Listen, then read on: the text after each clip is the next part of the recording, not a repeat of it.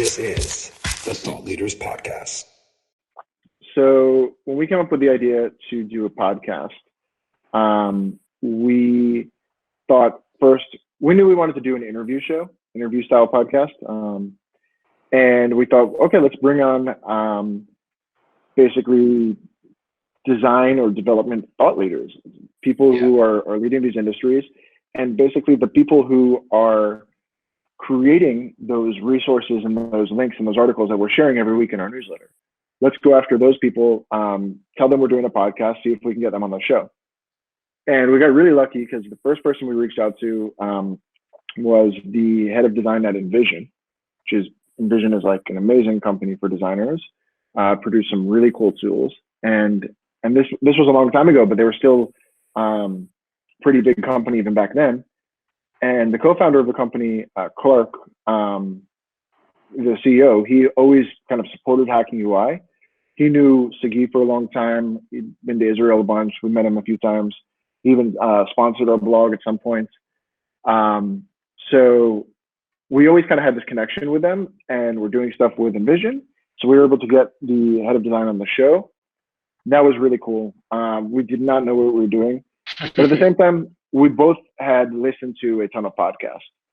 Right. So we kind of knew things that we liked and things that we didn't like. We prepped a bit beforehand. We had really good knowledge of the space to begin with, design, Envision as a company, the history, everything. And then we just went for it. So what year was this again? Well, I want to say 2016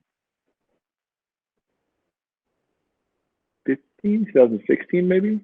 Okay, so this is really before the peak of podcasts.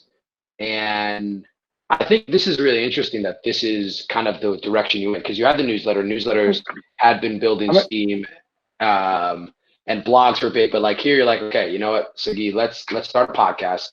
Let's shoot an email to the head of this massive company. And he says yes. Like, what kind of feeling does that give you of like, here I am, David? You know, I'm not saying you were nobody back then, but like, you know, podcast with 0 guests, and you're sending an email to a big company, and you get the head of you know, a company on the show. That's a really incredible feeling.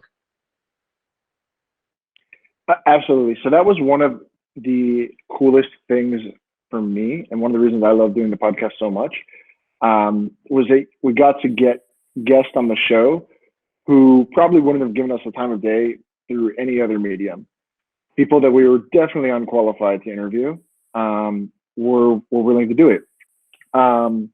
So I think that we went about that in a few ways. In the beginning, we went after kind of people that we had some sort of relationship with.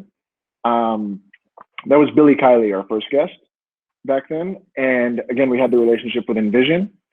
So we were able to do that.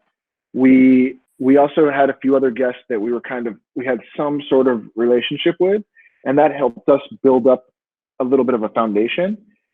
And then we were able to just start emailing more and more guests, and we started getting a bit crazier with our outreach and reaching further, to the point where we interviewed Tucker Max on the show. We interviewed Matt Mullenweg, founder of WordPress, and a bunch of other amazing guests that, like I said, we were definitely unqualified to interview them. The other thing that really helped was that we had a base foundation for our content. Our newsletter had gotten to be pretty popular at this point. I think we had something like almost 30,000 subscribers. And granted, that's, 30,000 subscribers, to some people it sounds like a ton, to some people it sounds like nothing. It was in a pretty niche space. So in that area, that was a pretty decent amount of active subscribers reading our stuff every week. And that also helped us to get guests, because they understood that we were people that were producing content. We were serious about this.